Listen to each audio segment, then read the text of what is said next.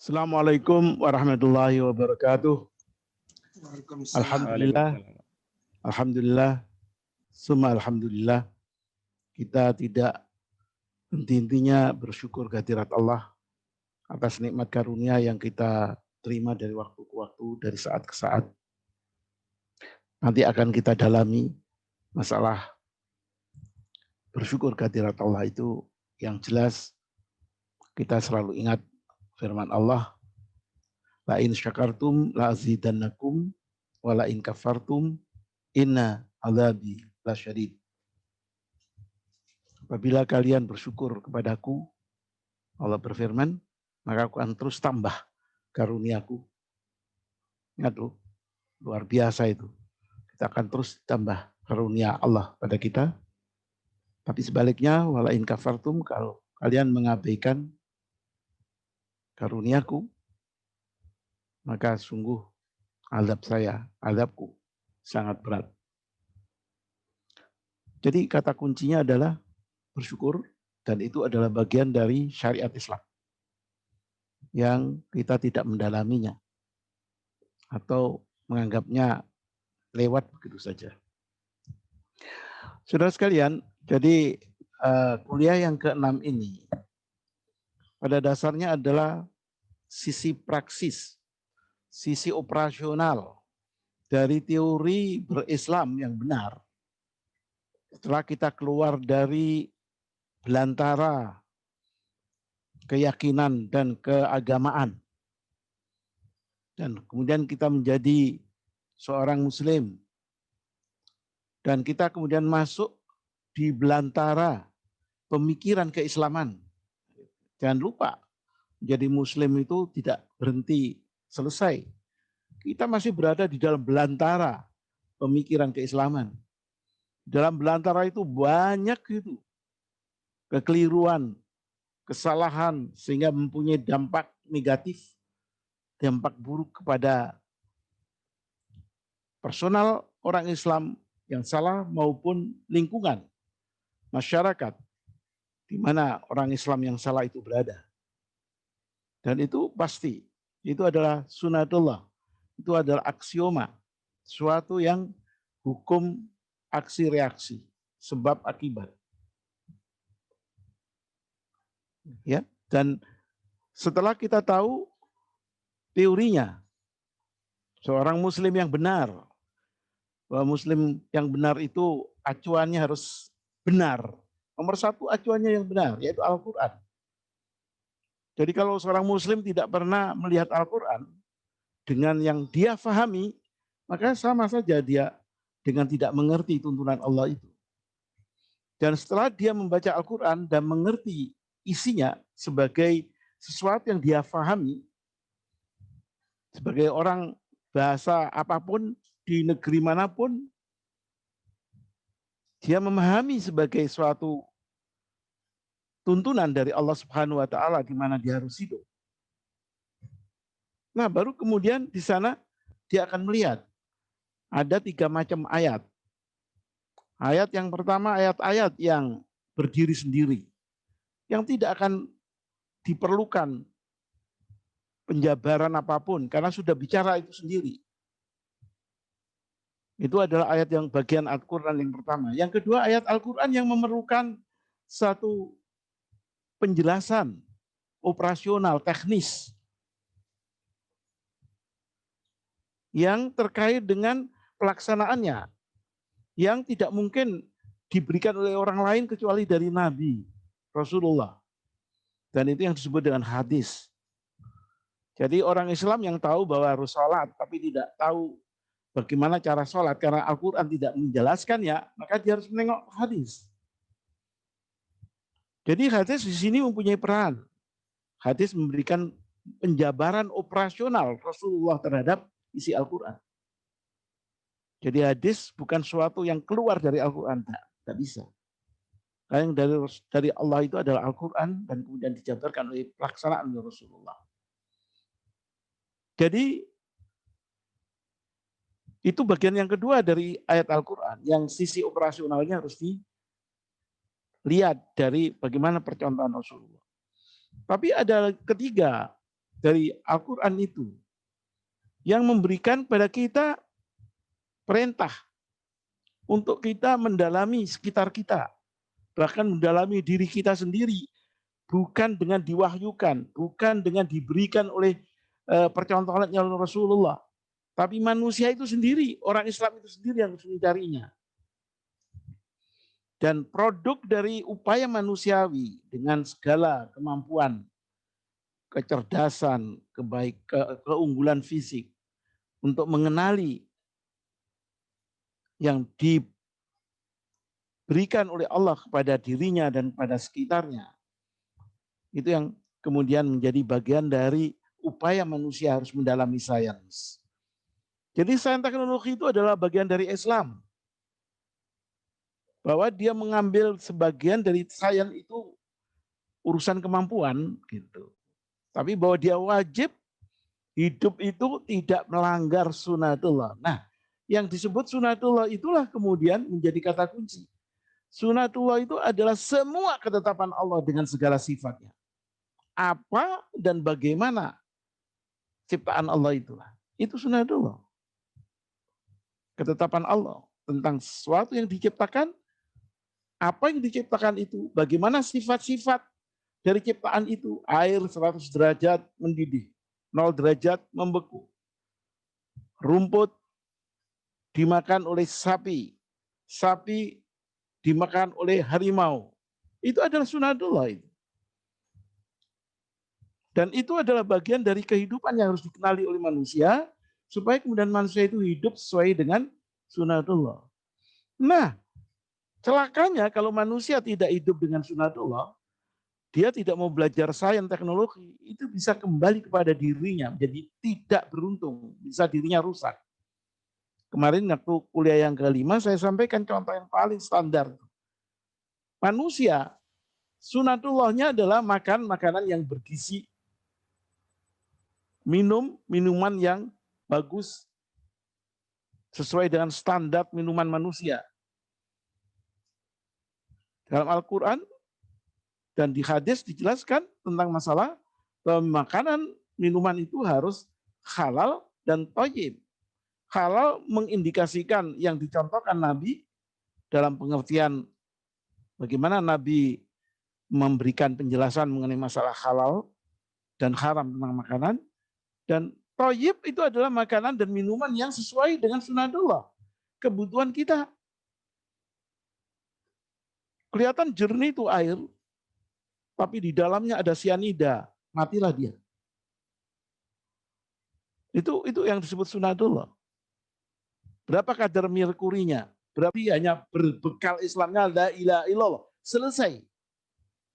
Dianggapnya kemudian dia menjadi orang sukses. Saya bilang salah itu. Pasti salah lah. Karena dimensi pengenalan adanya Allah yang esa, itu ternyata tidak cukup untuk menjamin dia masuk surga. Tidak menjamin dia untuk hidup kemudian tidak melakukan pelanggaran tuntunan Allah. Buktinya, contoh ekstrimnya iblis. Siapa sih yang tidak tahu bahwa iblis itu mengenal Allah yang benar? Bahwa Allah itu bukan ciptaan tapi pencipta. Allah itu bukan gunung, Allah itu bukan matahari, Allah itu bukan macam-macam. Tapi Allah itu adalah pencipta, itu adalah Allah. Iblis yang tahu. Tapi keyakinan iblis akan adanya Allah seperti itu tidak dibarengi dengan ketaatan pada tuntunan Allah, maka dia menjadi makhluk yang berkualitas rendah dan buruk nasibnya. Di akhirat masuk neraka, di dunia gentayangan dia. Menyebar kezaliman. Itu bedanya Islam dengan yang lain dan cara berislam yang benar dengan cara berislam yang salah. Dan itu harus kita pahami, saudara. Kalau kita itu punya banyak waktu loh, 24 jam sehari.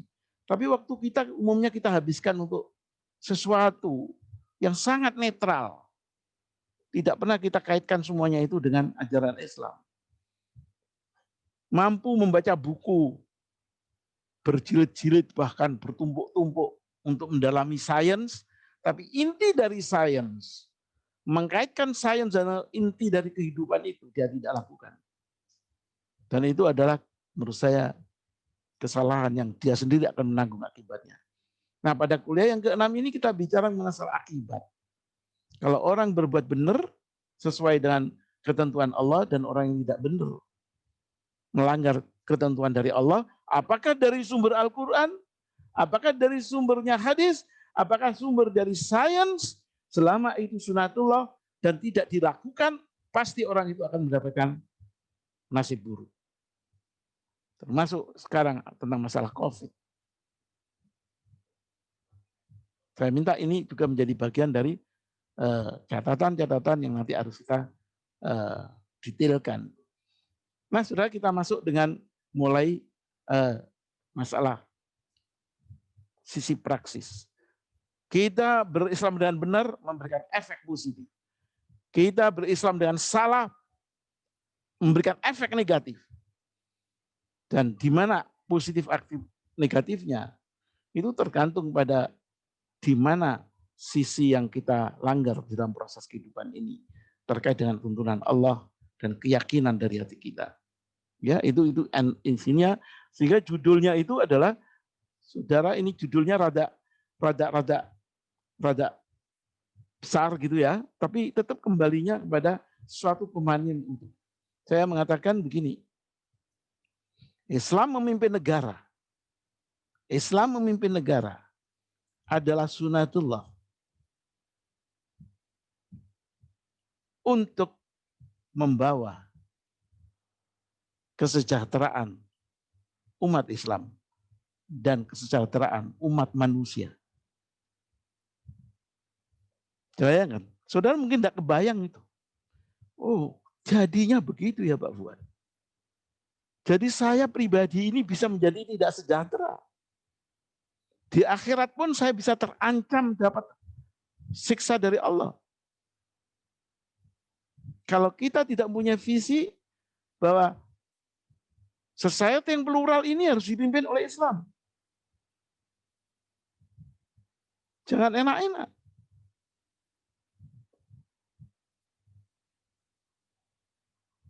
Nah, coba. Itu sesuatu yang menurut saya sangat besar. Dan itu bisa kita lihat contoh dari apa yang dilakukan oleh Nabi dan apa yang nasib yang dihadapi oleh umat Islam di zaman Mekah dan bagaimana nasib umat Islam yang di Mekah itu bisa tersejahterakan itu setelah Rasulullah berada di Madinah. Dan Rasulullah berada di Madinah itu adalah Madinah yang dipimpin oleh Rasulullah. Bukan Madinah yang dipimpin oleh orang yang bukan orang Islam. Atau bukan orang Islam yang sekualitas di bawah jauh dari Rasulullah. Dan itu yang saya maksudkan, itu yang membuat kemudian umat Islam dan masyarakat non-Islam yang berada di bawah kepemimpinan Rasulullah di Madinah itu mendapat kesejahteraan. Sedangkan di Mekah, di waktu Mekah dipimpin oleh penguasa yang kafirin, yang rusak, yang adigung, yang loba, yang tamak. Coba lihat masyarakat Mekah. Jangankan yang muslim, yang non-muslim pun rusak itu. Punya bayi perempuan dikubur. Perempuan dihinakan. Eksploitasi terjadi. Saya minta saudara membayangkan, kalau saudara hidup sebagai orang muslim di Mekah, di samping saudara ada Rasulullah. Saudara bayangkan, apakah saudara sejahtera di sana di dunia? Bandingkan dengan saudara sebagai pribadi hidup bersama Rasulullah di Madinah. Di waktu itu Madinah sudah dikuasai atau dipimpin oleh Rasulullah dengan kebijakan-kebijakan publiknya yang bagus. Bandingkan hidup saudara pribadi pada waktu di Madinah bersama Rasulullah dan waktu di Mekah bersama Rasulullah. Pasti tidak sama. Pasti tidak sama. Itu artinya hidup personal kita ini dipengaruhi oleh sekitar kita. Dan sekitar kita itu apa? Sekitar kita itu adalah negeri yang dipimpin oleh pemerintahan negeri dengan kebijakan-kebijakannya. Nasib warga negara di negeri bisa rusak kalau si pemimpin negeri itu orang yang rusak. Itu sebabnya kemudian temanya, kalau negeri itu dipimpin oleh orang rusak, kebijakannya mesti rusak, mesti rakyatnya menderita. Dan itu adalah proses sunatullah. Itu proses sunatullah. Itu sunatullah, saudara. Dan kesadaran seperti itu harus difahami oleh orang Islam. Pak Fuad, tapi kan saya tidak mempunyai kapasitas untuk bisa membuat negeri ini dipimpin dengan benar. Orang seperti kualitas Nabi. Ceklah, apa benar? Iya, kalau saudaranya 24 jam sehari cari makan, cari kenikmatan hidup di dunia saja, mengumpulkan uang, kemudian ngelencer, habis duitnya, lelah badannya, kerja lagi, cari uang lagi, ngelencer lagi, habis uangnya, lelah badannya, kerja lagi, mati. Sudah nggak ada apa-apanya itu. Negeri saudara tidak akan berubah itu. Sekitar saudara tidak berubah itu. Kalau saudara caranya hidup seperti itu. Ya, jadi ingin saya tekankan bahwa proses hidup itu kompleks gitu. Jangan entengkan. Saudara itu sudah nasib saudara ini. Bukan hanya saudara yang menentukan. Sekitar saudara ikut-ikut menentukan.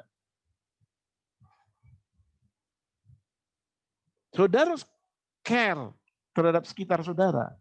Supaya saudara sejahtera dan keluarga saudara sejahtera dan teman-teman saudara sejahtera.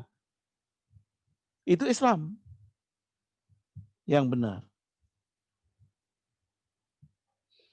Oke, saudara sekalian, mari kita lihat ya PowerPoint.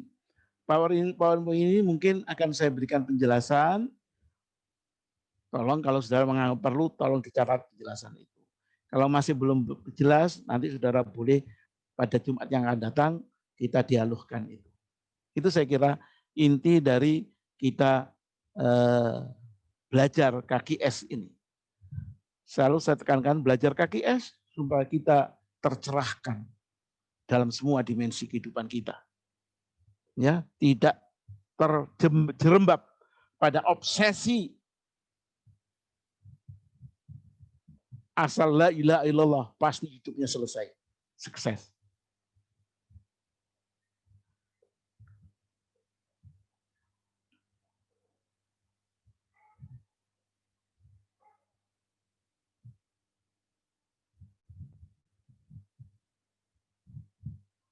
Enggak, yang nol, yang mulai awal.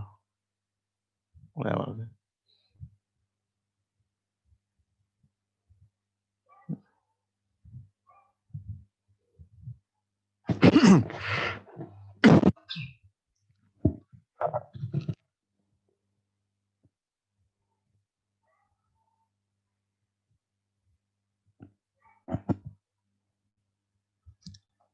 Ya. Nah, saudara sekalian, ini mulai saya berikan materi dalam bentuk PowerPoint. Saya tidak yakin saudara yang tidak mengikuti secara menyeluruh itu ya, bisa menangkap 100% gitu. Tapi ditangkap 50% enggak apa-apa lah bagi saya, tapi belajar bisa teruslah gitu ya. Dan nanti saya harapkan saudara juga melihat dari YouTube kuliah 1, 2, 3, 4 dan seterusnya. Karena apa? Tadi yang saya terangkan dalam pengantar sebelum saya masuk pada PowerPoint ini itu juga merupakan penjelasan dari keseluruhan PowerPoint yang saya akan berikan pada saudara. Jadi itu tadi adalah sebetulnya bagian yang saudara memudahkan saudara untuk mengerti apa yang saya sampaikan dalam PowerPoint ini. Mengikuti sunatullah untuk apa? Menggapai hidup yang sukses. Sebagai apa? Sebagai beliau pribadi, sebagai keluarga, sebagai umat manusia. Itu kunci itu. Jadi saya bilang untuk sukses pribadi, untuk sukses hidup itu, apakah pribadi atau keluarga atau umat Islam atau umat manusia, itu semuanya wajib online atau sejalan gitu. Dengan prinsip-prinsip bagaimana Allah menetapkan alam semesta ini, termasuk Allah bagaimana menetapkan bumi, langit, binatang, tumbuhan, dan menetapkan manusia. Dan ketetapan Allah terhadap ciptaannya itu harus kita cari. Gitu. Dan kalau kita berhasil mencarinya dan hidup sesuai dengan sunatullah itu, maka kita insya Allah hidup kita sukses. Tapi kalau salah, ya hidup kita ya, saya bilang tidak berhasil, tidak sukses sebagai yang ideal. Kalau kita masih oke-oke aja dengan yang hidupnya tidak sukses, saya bilang ya sayang.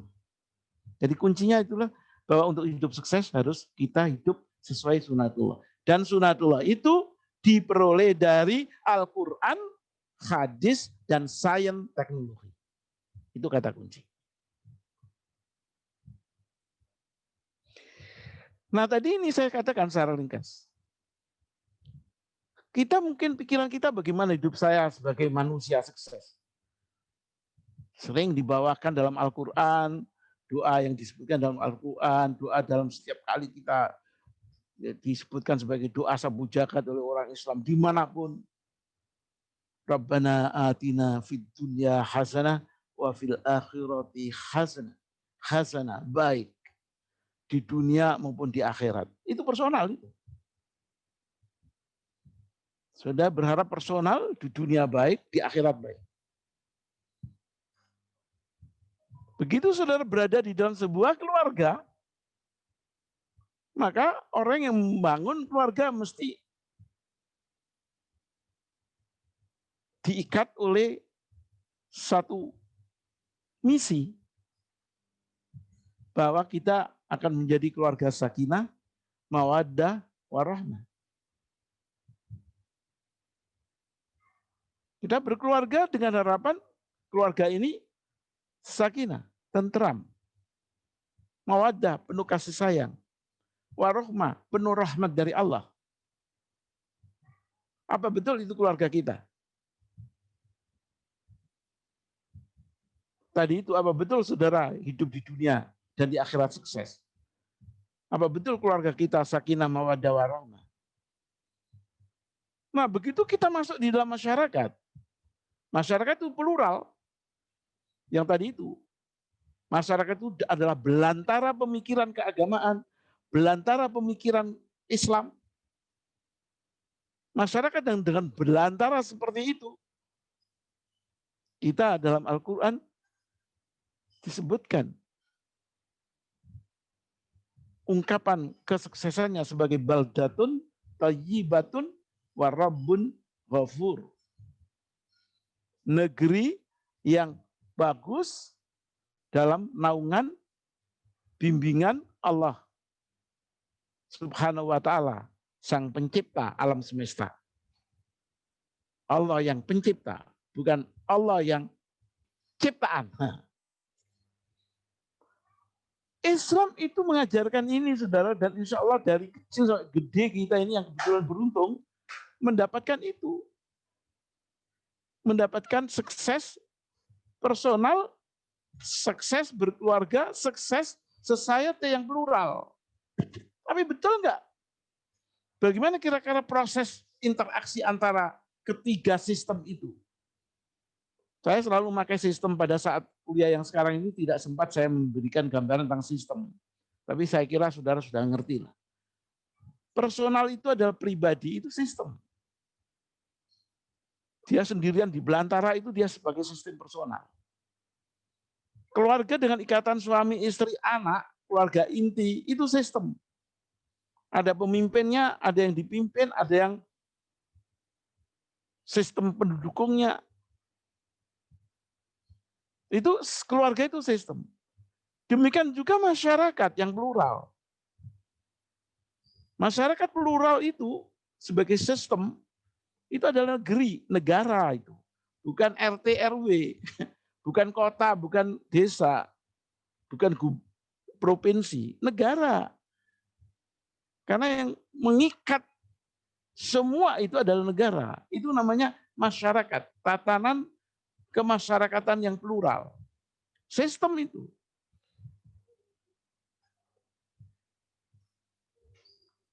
Tatanan sosial plural negara itu, dia memberikan efek pada keluarga. Dia memberikan pengaruh pada person. Dengan kebijakan-kebijakan publiknya. Itu sebabnya kemudian sukses personal, sukses keluarga, itu urutannya seperti inilah kira-kira. Hanya masyarakat negara yang baiklah akan mengeluarkan atau menghasilkan keluarga yang bagus, dan dari keluarga baguslah akan mendapatkan personal yang bagus. Tidak dibalik, saudara. Kenapa? Tidak memungkinkan terjadi baliknya itu.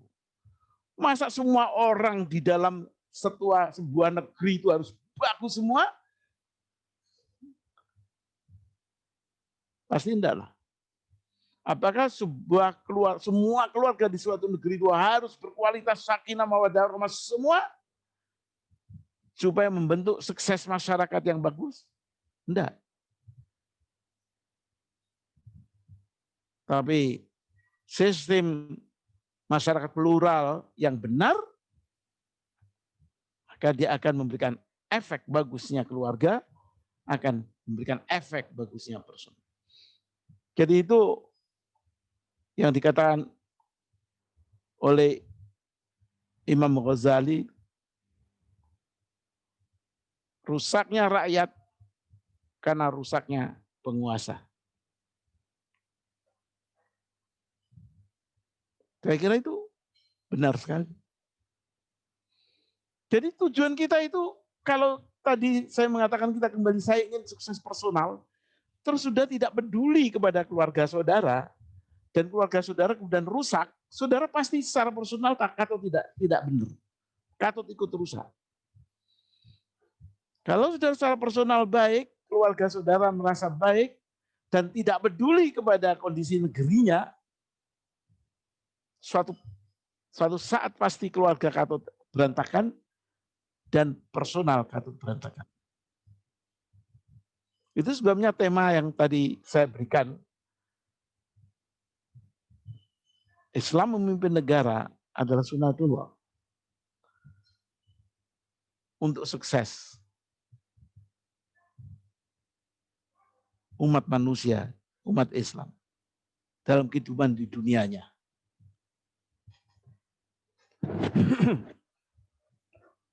Oke ya. Nah, sekarang mekanismenya terjadi proses seperti itu bagaimana? Ini saya rada mengambil saudara kepada satu filosofi ya, rada bulat ya. Tapi saya bilang, ini saya harapkan saudara bisa mengerti lah.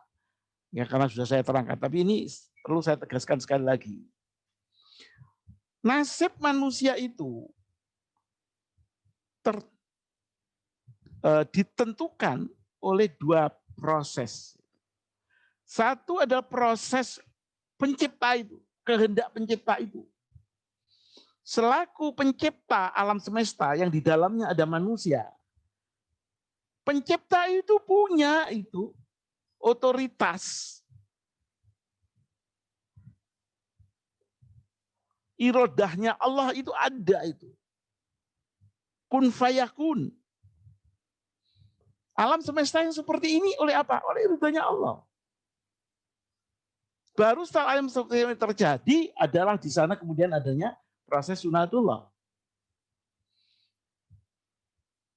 Tapi proses iradah ini tidak pernah kita bisa ketahui. Tapi ada. Bahwa seseorang menjadi nabi, itu iradah dari Allah. Bahwa kita masing-masing lahir dalam kondisi seperti ini. Itu iradahnya Allah. Begitu kita sudah memproses hidup di dunia ini, maka disitulah kemudian Allah memberikan kaidah-kaidah, dalil-dalilnya, ketentuan-ketentuannya, reaksi, aksi-reaksi. Nah itu sunatullah masuk di dalamnya. Jadi dua hal ini berproses bersamaan. Sunatullah itu kemudian juga kita ketahui ada yang berkualitas berskala gaib, itu diperoleh dari wahyu. Ada sunatullah yang juga berskala empirik, bisa didapatkan juga skala empiriknya sunatullah itu dari wahyu ada. Tapi juga bisa didapatkan sunatullah empirik itu dari sains. Jadi sunatullahnya itu sendiri yang gaib dan empirik itu didapat oleh manusia dari jalur wahyu atau dari jalur kita sendiri yang mencari dari jalur sains. Dua hal ini A dan B ini berproses akan menentukan bagaimana nasib manusia di dunia.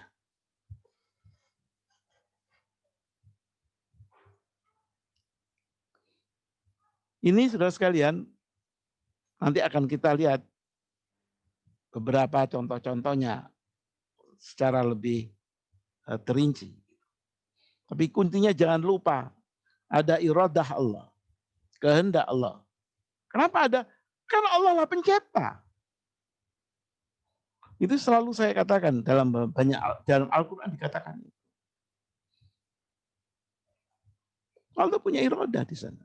Tapi di dalam proses kehidupan rinci detail, Allah juga punya hukum.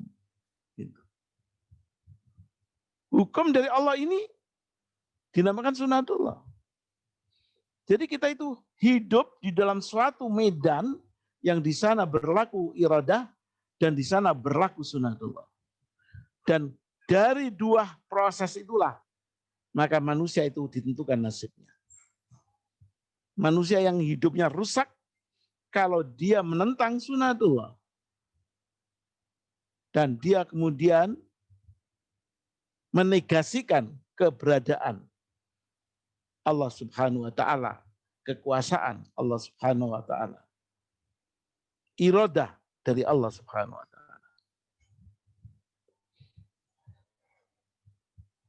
Kalau kita mau bicara detail, untuk bicara A saja, itu bisa bertahun-tahun, tidak akan selesai. Untuk bicara B, proses sunatullah, kita bisa bertahun-tahun tidak selesai. Tapi saya berusaha untuk menyampaikan kedua hal ini dalam waktu kita tatap muka sekarang. Sisanya sudah ada dalami sendiri. Sunatullah tentang masalah ini bagaimana? Sunatullah mengenai masalah ini bagaimana? Sunatullah masalah ini bagaimana? Sumbernya dari wahyu, apakah sumbernya dari sains? Sudah saya terangkan pada kuliah sebelumnya, tinggal saudara melaksanakannya.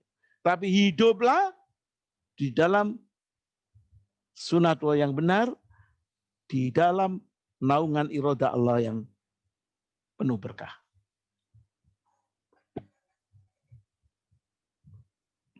Nah ini saya berikan skema yang membuat saudara nanti mudah-mudahan lebih mudah.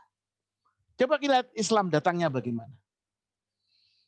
Kalau dari kuliah yang pertama saya katakan, di dalam belantara keyakinan dan keberagamaan manusia di abad ke-7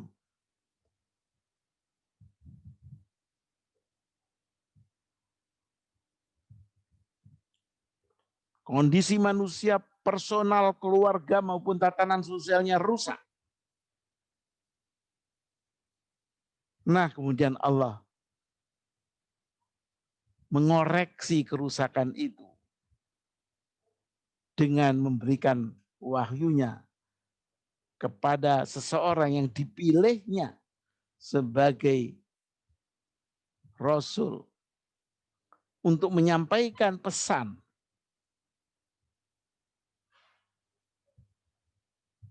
Nah, itu yang saya maksudkan dengan Allah memberikan wahyunya kepada satu orang. Itu Nabi. Satu orang. X1 itu artinya satu orang. Nabi hanya satu. Muhammad Sallallahu Alaihi Wasallam. Di era itu loh ya.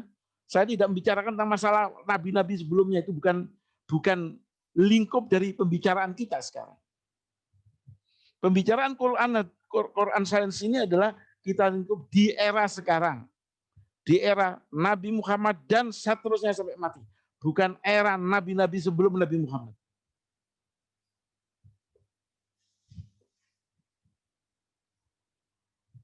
Jalurnya jalur wahyu. Transendental. Dari nabi yang seorang setelah mendapatkan wahyu, dan saudara mungkin masih ingat wahyu yang saya selalu ingin tekankan itu, saya minta saudara jangan pernah lupa wahyu yang pertama itu adalah Iqra, wahyu kedua itu adalah surat Al-Mudassir, wahyu ketiga itu adalah surat Ad-Duha. Iqra itu surat Al-Alaq 1-5, Mudassir 1-7, Al-Duha 1-11. Itu satu start yang menurut saya sangat strategis sekali. Dan itu diterima oleh satu orang, yaitu Nabi. Nah, baru kemudian oleh Nabi disampaikan kepada orang-orang lain.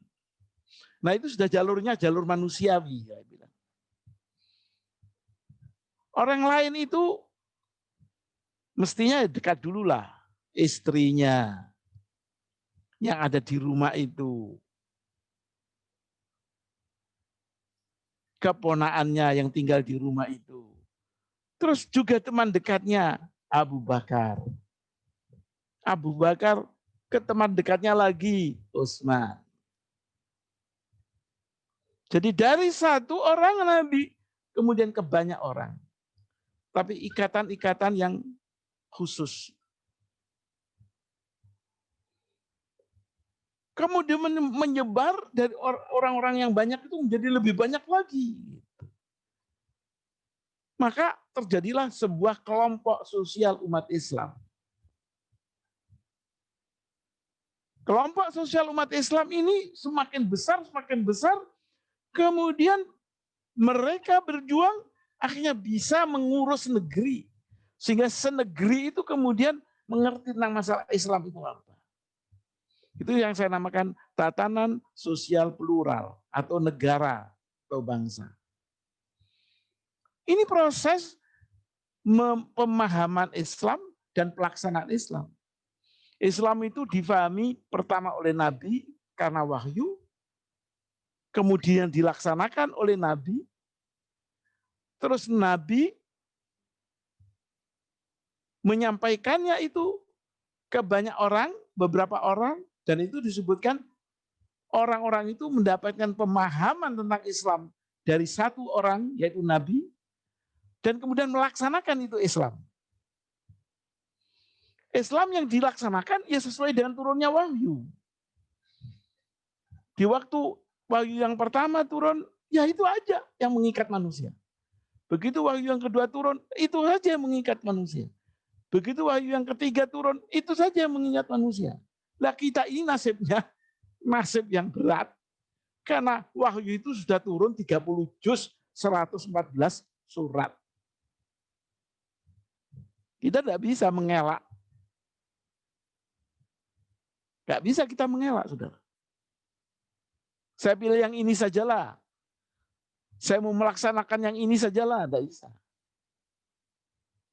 Pada waktu yang ini masih bisa ini. Keluar ke tempat ini masih wahyu belum tuntas. Sampai yang di sini pun kelompok sosial umat waktu di Mekah Itu pun juga terbatas. Disuruh apa orang Mekah itu? Akhlaknya supaya baik, supaya mau berdoa, supaya mau. Nah, ini di situ. Begitu sampai di dalam Madinah, tatanan sosial pluralnya itu orang sudah disuruh untuk memimpin suatu negara. Orang Islam sudah harus mengambil kepemimpinan sebuah negara. Itu namanya pemahaman dan pelaksanaan Islam dalam negara. Bahwa kalau sekarang ada negara yang tidak dipimpin oleh orang yang sesuai dengan prinsip Islam, walaupun mayoritas penduduknya Islam, itu bukan urusan lain, itu urusan yang lain. Itu adalah urusan orang Islamnya yang ada di dalam negeri itu. Tapi teori dari Islam menunjukkan seperti ini. Allah mengajarkan Islam, terus melaksanakan Islam oleh satu orang Nabi. Nabi meneruskan ke beberapa orang, memahamkan mereka, dan melaksanakan Islam sesuai dengan wahyu waktu itu turun. Kemudian kepada banyak orang, kelompok sosial Islam yang plural, yang umat Islam di tengah masyarakat plural. Baru kemudian Islam dipimpin oleh negara dipimpin oleh Islam. Artinya Islam sudah difahami oleh sebuah negara dan dilaksanakan oleh sebuah negara. Itu zaman yang ketiga ini. Ini yang disebut sebagai zaman Madinah. Yang terakhir ini. Jadi turunnya tetap ya, saya ingatkan. Turunnya mesti dari satu orang. Dari Allah kepada satu orang. Difahamkan dan dilaksanakan. Satu orang ke beberapa orang. Beberapa orang menjadi banyak orang. Banyak orang pada suatu sistem negara. Itu proses pemahaman dan pelaksanaan Islam. Nah, sekarang kita lihat itu fasenya. Nabi di dalam mengajarkan Islam dan melaksanakan Islam itu di fase Mekah. Di fase Mekah itu 13 tahun. Di fase Mekah itu wahyu yang turun itu adalah wahyu yang masih terkait dengan personal. Manusia, kamu harus mengakui yang namanya Tuhan itu adalah Allah Subhanahu wa taala, bukan ciptaan. Nah, itu antara lain. Itu namanya syariat syakhsiyah. Syariat personal. Manusia, kamu harus berdoa, minta pada Tuhan. Manusia, kamu harus mempunyai perbuatan yang baik. Tinggalkan hal-hal yang buruk. Itu masih syakhsiyah. Setelah 10 tahun di Mekah, turun manusia, kamu diwajibkan sholat 5 kali sehari. Itu syakhsiyah, Mas Yan. Itu fase Mekah. Di fase Mekah kemudian sewaktu banyak orang itu, terjadilah interaksi antar manusia itu. Interaksi antar manusia itu mengakibatkan umat Islam kompak. Mengakibatkan umat Islam kemudian mencari jalan keluar. Terjadilah proses karena penekanan oleh musuh Islam, maka terjadilah kekompakan kekuatan politik umat Islam. Jadi umat Islam mempunyai menjadi suatu kelompok kekuatan politik, bukan kekuatan amal. Bukan kelompok asal asal beramal baik, berbuat baik, enggak. Merupakan suatu kekuatan yang sudah menggabung kepada kekuatan politik. Maka berhijrah dia dari Mekah yang tertekan itu ke Madinah. Di Madinah melakukan konsolidasi. Di Madinah itulah turun wahyu-wahyu yang dinamakan wahyu Allah terkait dengan sia-sia. Wahyu Allah di Madinah adalah wahyu yang terkait dengan masalah politik. Umat Islam harus membuat kelompok solid politik. Umat Islam harus mengambil kepemimpinan masyarakat plural. Jangan biarkan orang lain menjadi pemimpin masyarakat plural. Dan dipilihlah orang yang terbaik dari orang Islam di waktu itu adalah Nabi untuk menjadi presiden di negara Madinah. Si presiden kemudian oleh Allah dikasih wahyu lagi. Wahyu bagaimana ngurus manusia yang banyak itu. Membuat kebijakan-kebijakan publik. Supaya melaksanakan keadilan. Tidak boleh mengeksploitasi kekayaan orang. Harus share kebersamaan. Harus adil. Berbagi. Hukum itu mereka yang melakukan kejahatan. Jangan dibiarkan mereka seperti binatang, laki perempuan campur tanpa ada nikah. Itu adalah bagian yang terjadi di Mekah.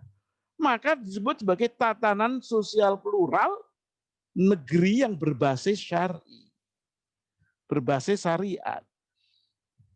Kebijakan plural yang dituntun oleh wahyu. Nah gitu bahasa Indonesianya. Dan wahyu yang terkait dengan masalah kemasyarakatan yang plural. Tapi pemimpinnya adalah Nabi. Orang yang the best, yang berkualitas mukmin, bukan yang kualitasnya asal-asalan, asal syahadat terus menjadi presiden, tidak bisa lah. Apalagi kalau sudah syahadat tapi kemudian melakukan banyak kezaliman. Enggak lah. Ini saudara, urutan. Skala tuntunan Islam yang diwahyukan itu mempunyai proses seperti ini. Fase Mekah, syariat syaksiyah. Fase Madinah, syariat sia-sia. Proses ini memberikan implikasi, efek kepada manusia yang ada di sana. Ini yang saya ingin sampaikan pada saudara. Karena efeknya adalah efek berislamnya itu memberikan efek pada kehidupan. Jangan dianggap berislam atau tidak berislam sama saja. Berislam baik atau tidak berislam baik sama saja. Itu kebodohan itu. Itu kebodohan itu. Nggak ada rasional seperti itu. Sehingga proses ini memberikan efek. Nah, bagaimana efek itu? Efek orang-orang Islam yang ada di Mekah dan efek orang-orang Islam waktu di fase Madinah.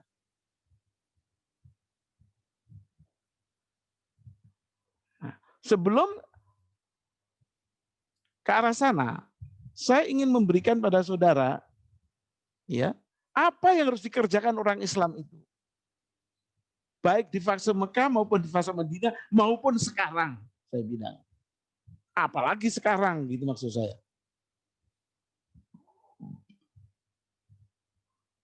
Saya mengatakan sebagai pribadi, saya ingin fokus ini pada pribadi karena apakah itu keluarga, apakah itu negeri, itu pasti di dalamnya ada pribadi. Pribadi ini yang menentukan. Kalau pribadi sendirian, ya dia sendiri yang menentukan. Begitu pribadi sebuah keluarga, ya kepala keluarga yang menentukan. Begitu sebuah negara, maka kepala negara yang menentukan. Itu namanya proses efek dari kebijakan.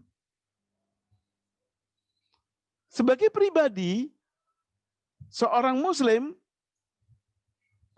itu harus dia kembali kepada Allahnya dengan melakukan hubungan yang di dalam kaidah Islam sangat populer. Yang dinamakan hablum minallah. Ikatannya dia dengan Allah. Hablum minallah. Di luar dia sebagai pribadi mengkaitkan dirinya kepada Allah. Ini pun menurut saya dia harus paham bahwa keterikatan dia kepada Allah itu sebetulnya tidak bisa terlepas dari perintah Allah terhadap dirinya melakukan proses yang hablum minan nas ini. Hubungan dia, keterikatan dia dengan sesama manusia. Hubungan dia, keterikatan dia kepada manusia ini, 1, 2, 3 ini juga terkait dengan bagaimana juga dia mengabdi kepada Allah itu. Tapi yang ke nas ini ada 3 pola, ada 3 bentuk. Satu, dirinya ngurus diri sendiri. Jadi seorang pribadi ngurus dirinya sendiri, itu satu. Yang kedua, sebagai pribadi dia ngurus keluarga yang menjadi di mana dia menjadi bagian di dalamnya. Dan yang ketiga, dia sebagai pribadi berada di dalam masyarakat plural negara. Dia bisa menjadi apa saja di situ. Tapi dia ngurus proses kesendiriannya itu terkait dengan kemasyarakatan plural. Ini terkait dan kepada keluarga yang ada di dalamnya. Jadi saya mengatakan bahwa individu kita ini individu saudara. Harus kepada Allah tidak boleh berlepas diri. Dan kepada 3 orang lain di dalam dunia ini. Termasuk pada diri sendiri, termasuk kepada keluarga yang kita punyai, dan termasuk kepada masyarakat yang kita berada. Kalau di sekarang, ya kita sebagai warga negara Indonesia. Apa yang kita harus kerjakan sebagai warga negara Indonesia? Itu ada kewajibannya. Apa sebagai kewajiban kita sebagai diri sendiri? Apa kewajiban kita sebagai bagian dari keluarga? Ini semua kewajiban, dan kewajiban.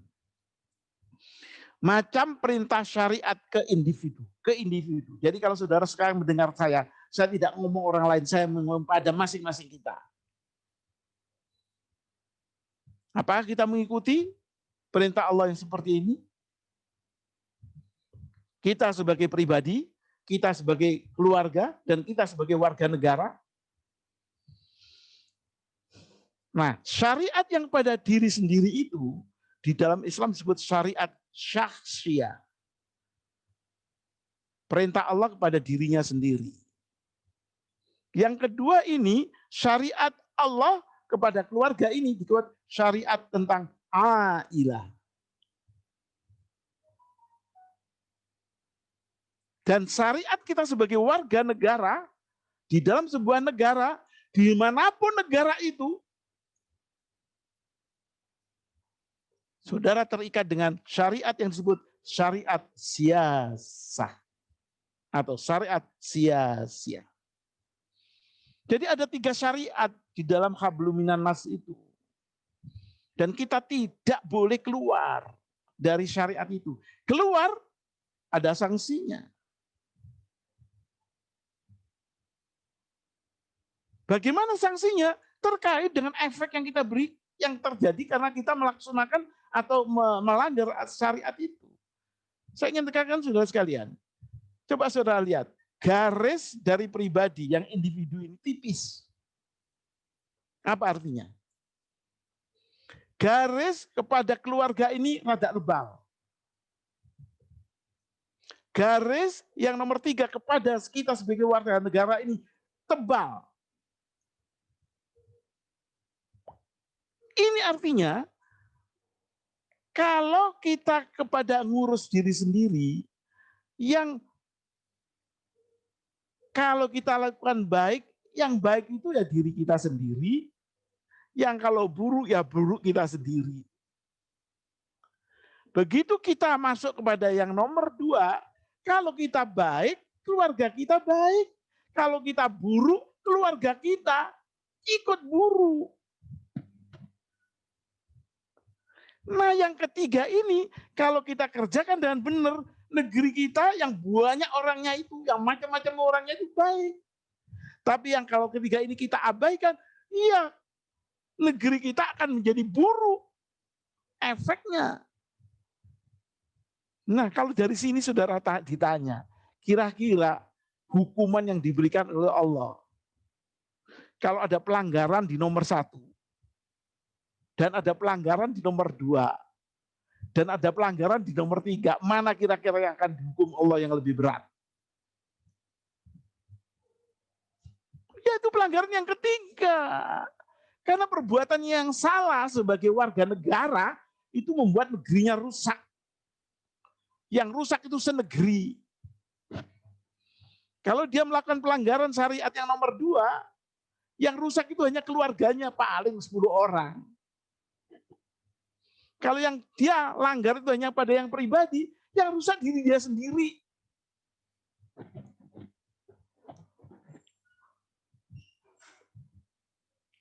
Saya minta ini saudara pahami.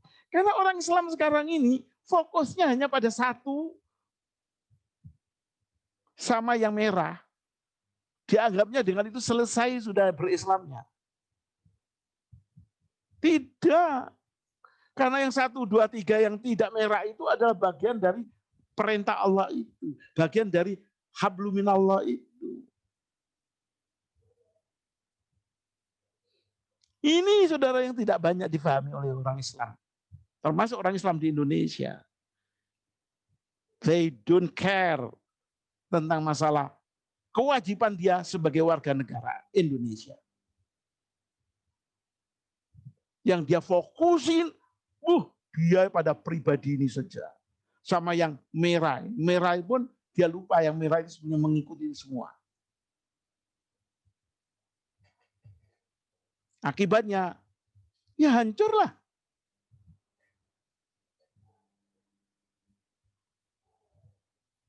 Ustadz, pengajar-pengajar Islam, salah di dalam mengajari orang Islam. Itu sebabnya Imam Ghazali tadi meneruskan itu dalilnya. Rusaknya rakyat karena kerusakan penguasanya. Terus diteruskan, kerusakan penguasanya karena kerusakan si pengajar agama Islamnya. Gitu.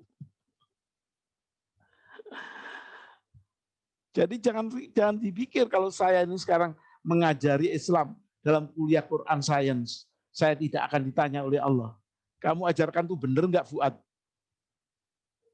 Kalau kamu ajarin salah ya rusaklah.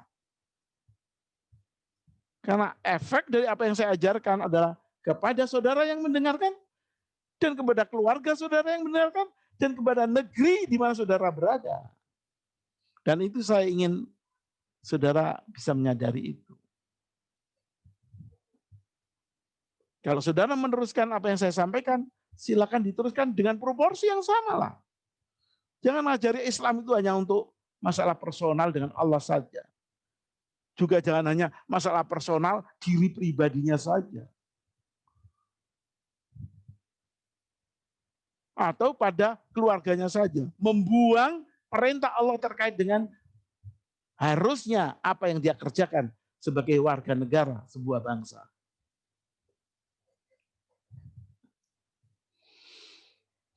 Ini saya berikan penjabaran sedikit, saudara. Yang habluminallah yang merah tadi itu intinya ada 5. Nanti saya terangkan lagi. Yang pertama adalah Tuhannya yang disembah itu benar. Yaitu Tuhan pencipta, bukan ciptaan. Dan Tuhan itu adalah esa, bukan banyak. Itu sudah saya itu namanya tauhid itu. Kalau ini saja salah ya habis semua sudah. Yang kedua, habluminallah itu adalah penyerahan diri dia sepenuhnya kepada Allah. Karena Allah yang menciptakan dia. Sudah terserah pada Allah. Adanya dia karena adanya Allah. Allah punya hak prerogatif terhadap dia. Itu namanya tawakal kepada Allah. Yang ketiga, ini yang dia tidak boleh lupa. Bahwa dia wajib mengikuti perintah Allah. Nah, disinilah kemudian kekafahan keutuhan tadi. Kekafahan keutuhan itu ternyata adalah bukan yang masalah yang bersifat gaib saja. Masalah urusan-urusan yang empirik itu dia juga harus taat. Ketaatan yang utuh kafah ini yang kemudian dipertanggungjawabkan seperti tadi. Taatnya tentang masalah pribadi saja. Terhadap keluarganya dia ngaco, nggak ngurus keluarganya. Dia sebagai warga negara, nggak ngurus kewajibannya dia kepada sebagai warga negara. Apa yang harus dilakukan sebagai orang Islam, warga negara Muslim di negeri itu. Dia tidak lakukan. Dan saya berikan tadi sudah garisnya, mana yang tebal, mana yang tipis. Kalau ketaatannya sudah masuk dan lengkap, yang keempat dia harus bersyukur. Kita itu hidup pada kondisi apapun, itu harus bersyukur kepada Allah. Itu karena karunia Allah, bukan karena prestasi sendiri. Prestasi sendiri itu terkait dan terikat dengan sunatullah. Gak ada prestasi pribadi kemudian tidak terikat dengan sunatullah. Saudara belajar, maka pintar. Sudah terampil, maka bisa mengerjakan banyak hal. Itu sunatullah itu. Itu semua adalah karena pemberian Allah pada kita. Dan itu harus bersyukur kepada Allah. Terima kasih ya Allah, saya telah diberi kemampuan ini, kecerdasan begini, keterampilan begini, rizki begini. Enggak terus menganggap semua prestasi adalah karena kemampuan dirinya sendiri. Jadi saudara sekalian, ini kunci bersyukur ini. Yang keempat, kelima, kita mempunyai kewajiban untuk meminta kepada yang menciptakan kita. Jangan jadi orang sombong. Sepertinya sudah semuanya, terus dia tidak berpengharapan pada Allah. Dia tidak berdoa pada Allah. Tidak berdoa itu salah, saudara. Tidak meminta pada Allah itu salah. Kita harus meminta pada Allah.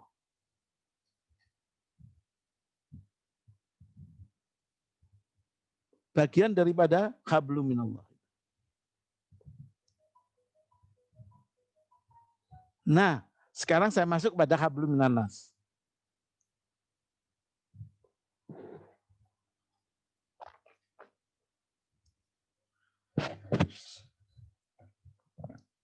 Nanti saya akan saya akan berikan latihan pada saudara. Ya, akan saya kasih latihan saudara. Bagaimana kita supaya tetap bertuhan yang benar secara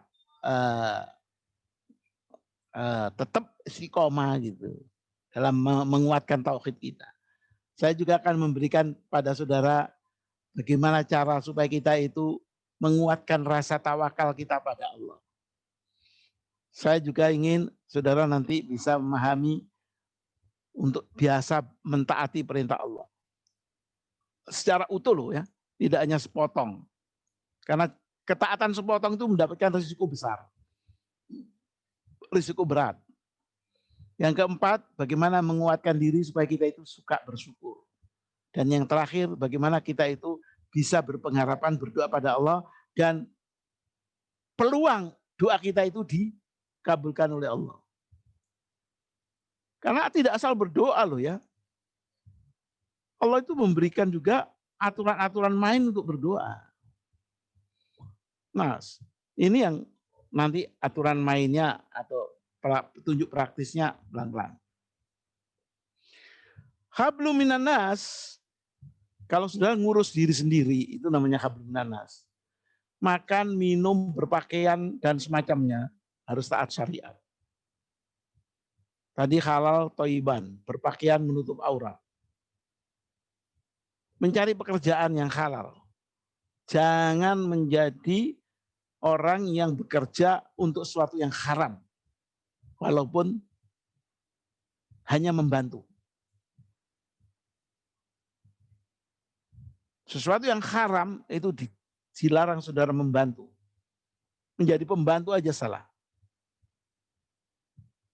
Itu dalam Islam itu. Cari pekerjaan yang halal. Berakhlak baik pada orang. Kita harus pada orang lain itu berbuat baik. Salah satu ukuran baik itu kita membuat orang lain itu senang kalau kita ada. Kita suka memberi. Memberinya tidak harus uang. Bisa dengan senyum. Bukan orang-orang datang-datang terus dimarahi, diinterogasi. Itu tidak berakhlak baik itu pada orang.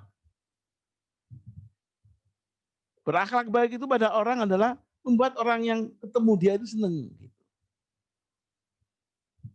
Mungkin tidak mudah, tapi harus begitulah.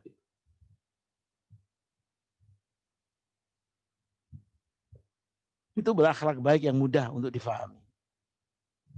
Yang keempat, nah ternyata masih termasuk ngurus diri ini, dia diwajibkan untuk memberikan syiar Islam. Setiap orang Islam diwajibkan untuk mengabarkan Islam kepada orang lain. Jadi kewajiban mengajarkan Islam kepada orang lain itu kewajiban personal kepada dirinya sendiri. Itu terjadi pada Rasulullah. Iqra itu intinya adalah harus mengajarkan kepada orang lain.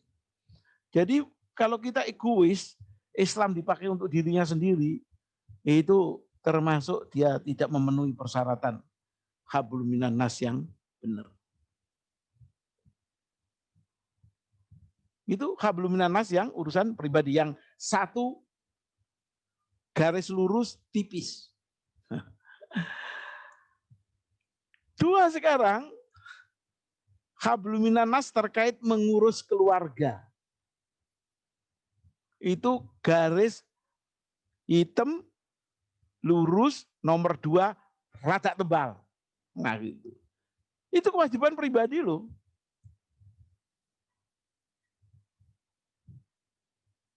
Yang terkait dengan masalah keluarga. Nah apa contohnya? Jangan sembarangan mencari pasangan hidup. Pemabok dijadikan suami, ya hancur kau. Periksa dulu sebelum mengikat diri pada pasangan itu. Ada itu syariatnya detail. Juga siapa yang haram untuk dikawin.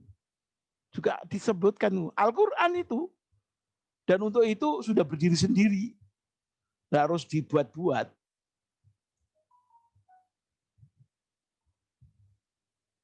Haram kawin seorang muslimah dengan kafirin. Itu jelas sudah. Kedua, setelah mempunyai pasangan hidup, pergaulan suami istri itu yang sesuai syariat. Saling bantu.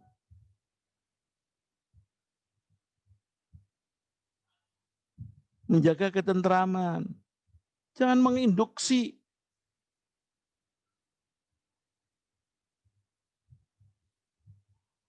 Suatu keburukan. Itu pergaulan itu menentukan sekali. Baru bisa long life itu. Suami istri itu dengan benar. Kalau pergaulan suami istri itu syar'i.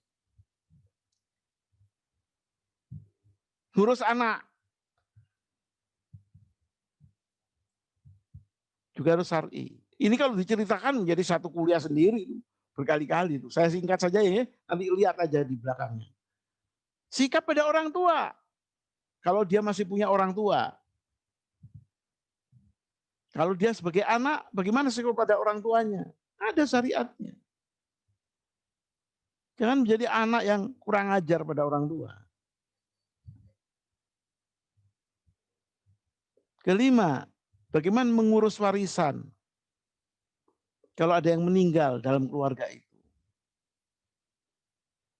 Lelaki dapat 2, perempuan dapat 1. Itu tidak adil. Wallah, celaka dia. Melanggar perintah Allah dia. Habis dia. Karena Qurannya jelas sekali itu.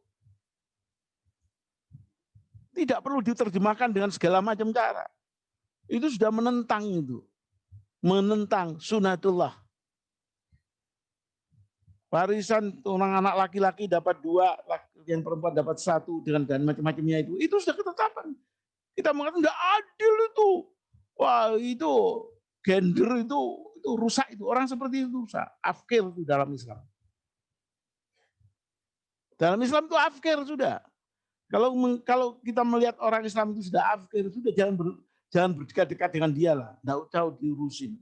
Kalau dia tobat kemudian minta nasihat kepada kita. Jadi sikap kepada orang lain itu harus jelas, saudara. Menghadapi orang yang merusak beda dengan kita menghadapi orang yang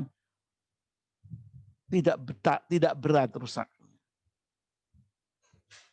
Menghadapi orang merusak dengan orang yang rusak, menghadapi orang yang hampir sadar, nah itu berbeda. menjaga hubungan dengan keluarga. Tetangga itu apapun agamanya, itu Islam mengajarkan supaya baik. Tidak usah dicari alasan-alasannya. Jadi itu adalah contoh, saya bilang ini contoh, tapi intinya ini, bagaimana Islam hablum minan nas terkait dengan keluarga yang syar'i. Pelanggaran terhadap ini memberikan efek pada dirinya dan keluarganya itu. Tidak kemana-mana gitu.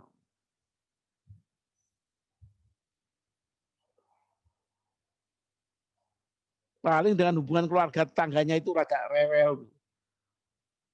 Tapi tidak yang lain. Nah, kita begitu masuk kepada yang ketiga, saudara. Terkait hidup sebagai warga negara.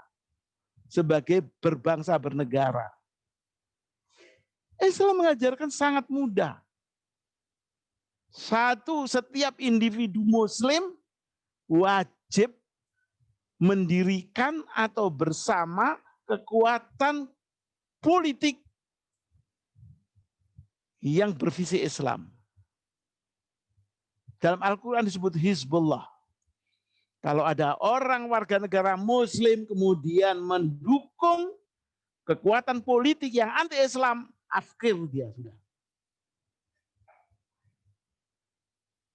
Dan dia akan mendapat azab Allah yang berat. Karena dia memberikan kemungkinan si musuh Islam menjadi pemimpin di negerinya. Yang akan berikan efek kebijakan publik yang buruk dan berikan efek kepada umat Islam dan masyarakat yang plural di dalam negeri. Jadi kewajiban seorang muslim, individu muslim dalam berbangsa bernegara wajib mendirikan kalau belum berdiri atau bersama kalau sudah ada kekuatan politik yang memberikan yang mendukung, yang bervisi untuk menegakkan agama Islam. Enggak ada, saudara, partai politik yang netral itu enggak ada. Dalam dunia ini mesti partai Islam, partai yang netral itu enggak ada. Yang ada bervisi Islam atau tidak. Itu yang diperjuangkan Rasulullah pada waktu di Medina. Membuat Hizbullah. Kedua, setelah dia bersama Hizbullah atau Partai Islam ideologi, dia wajib menguatkan dirinya dan menguatkan Hizbullahnya. Menguatkan dalam arti mana apa saja. Kemampuan fisik, kemampuan kecerdasan, kemampuan harta milik, kekompakan. Dia harus bersama Hizbullah. Menguatkan diri dan menguatkan Hizbullah. Yang ketiga, di waktu ada pemilihan kepemimpinan di negeri, maka dia wajib memilih mukmin yang dari Hizbullah sebagai pemimpin formal negara. Itu ayatnya tegas sekali itu. Kemarin sudah kita bicarakan antara Al-Maidah ayat 51, 52, 57, 55, 56.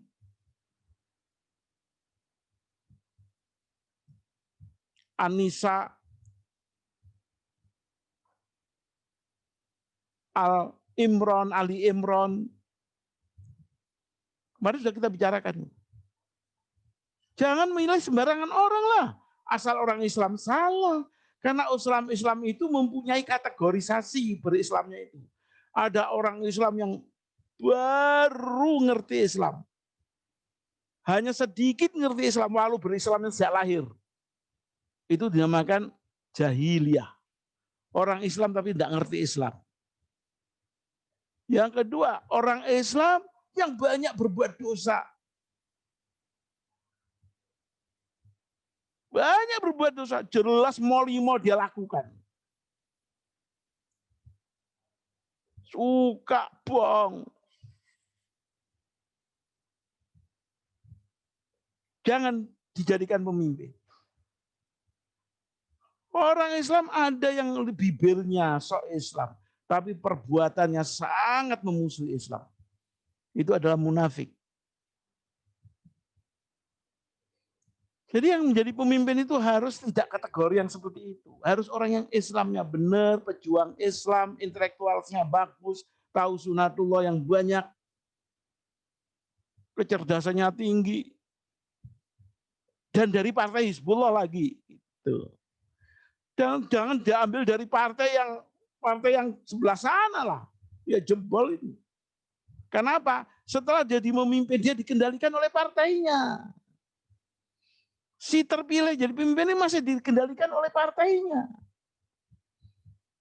Karena itu peran atau kewajiban hablum minan nas terkait berbangsa warga negara muslim, dia harus memilih mukmin dari Hizbullah menjadi pemimpin formal negara. Enggak menang, enggak berhasil, itu bukan urusan kita. Itu urusan lain. Insya Allah Allah sudah tidak memarahi kita. Insya Allah hidup kita lebih selamat. Jangan kemudian kita orientasinya kepada siapa yang populer ya, siapa yang kemungkinannya menjadi bisa berhasil terpilih ya. Salah. Itu sangat mudah dimanipulasi dalam kehidupan sosial. Pencitraan itu jangan mempengaruhi kita dalam hidup bermasyarakat.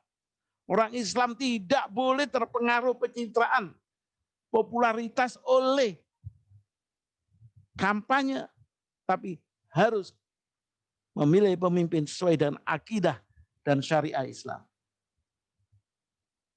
Yang saya pilih gak populer, gak paten, gak kepilih, gak apa-apa, tapi saya sudah terlepas dari kewajiban saya terhadap Allah Subhanahu wa Ta'ala. Tapi saya bilang kalau seluruh orang Islam, apalagi negeri yang mayoritasnya Muslim, mempunyai pikiran Islam yang seperti ini, insya Allah yang memimpin negerinya adalah mukmin dan negerinya akan selamat.